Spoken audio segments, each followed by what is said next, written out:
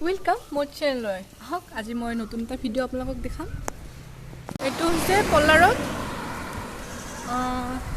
এতিয়া গৈ আছোঁ পল্লাৰতৰ এই পশ্চিম দিশৰ ৰাস্তাৰে গ'লে চামতা হৈ আমি বৰপেটা উঠিব পাৰোঁ এইখন শ্মশানৰ গেট হয়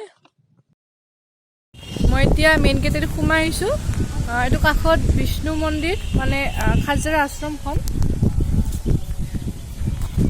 আজিৰ পৰিৱেশটো বহুত ঠাণ্ডা সোয়েটাৰ পিন্ধিব লগা হৈছে ৰাতিপুৱাৰ ভাগত বৰষুণো হৈছিল আমি যাওঁ মোৰ লগত আছে মোৰ মা আৰু মাহী এনেকৈ আমি আচলতে আজি আপোনালোকক দেখাব ওলাইছোঁ বহুতে দেখিছে আমাৰ নলবাৰী অঞ্চলৰে বালিকুৰিয়া খাৰজৰা গাঁৱৰ এটা শিৱ মন্দিৰ আহক আজি সেই শিৱটো আপোনালোকক দেখাওঁ শিৱটোৰ ওচৰতে অতি পুৰণি এখন শ্মশান আছে আৰু শ্মশানৰ কাষত শিৱটো বনোৱা হৈছে আৰু কালী মন্দিৰ বনোৱা হৈছে আহক দেখুৱাম আপোনালোকক ভিডিঅ'টো সম্পূৰ্ণকৈ চাই থাকিব পৰিৱেশটো খুবেই ভাল লগা ওচৰতে গোপাল থান এখন আছে এইখন গোপাল থান হয় আৰু ইয়াতে মই শিৱ মন্দিৰ পালোৱে শিৱটো পালোৱে আৰু ইয়াতে কালী মন্দিৰ একেলগে আছে দেখাম চাওক আহক এয়া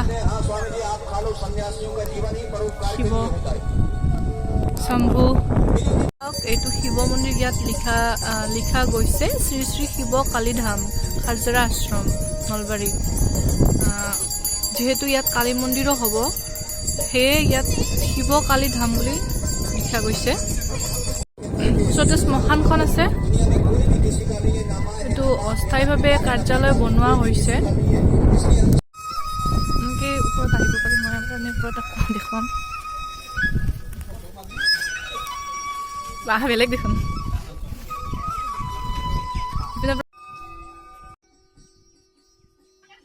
ইয়াতে শিৱলিংগ স্থাপন কৰা হৈছে আৰু ভক্তসকলে ইয়াতে চাকি ধূপ জ্বলাই পূজা অৰ্চনা কৰে আৰু নিচেই কাষতে পুৰোহিত এজন দেখা পোৱা গৈছে তেওঁ ভক্তসকলক ফটা নিৰ্মালী আৰু প্ৰসাদ বিতৰণ কৰে মোৰ আটাইতকৈ প্ৰিয় ভগৱানে হৈছে মহাদেৱ মুঠতে যিসকল শিৱ ভক্ত তেওঁলোকে মোৰ ইনবক্সত ওম নম শিৱায় লিখি দিব 18 ফেব্ৰুৱাৰীত যিহেতু ইয়াত শিৱ পূজা দিনাই উন্মোচন কৰা হৈছিল সেয়ে ইপিনে বহুত ভক্তৰ ভিৰ হৈছিল সেয়ে ইয়াতে এনেকৈ বাঁহৰে এনেকৈ বান্ধি দিয়া হৈছে যাতে শৃংখলাবদ্ধভাৱে সকলোৱে পূজাভাগ কৰিব পাৰে বহুত দূৰৰ পৰা এই স্থানত ভক্তসকলৰ আগমন কৰা দেখা পোৱা যায় প্ৰত্যেক বছৰে কালী পূজা হয় যদিও ইয়াতে কোনো মন্দিৰ স্থাপন হোৱা নাই সেয়েহে এইখিনিতে এটা মন্দিৰ হ'ব আৰু 2023 চনৰে বহাগ মাহত এই দেৱী মূৰ্তি স্থাপন কৰা হ'ব জানিব পৰা মতে শিৱ মূৰ্তিটোৰ তলতে এটা গুহা বনোৱা হ'ব বৰ্তমান তাৰ কাম চলি আছে আজিৰ ব্লগটো এইখিনিতে ভাল লাগিলে লাইক শ্বেয়াৰ কমেণ্ট কৰি দিব ধন্যবাদ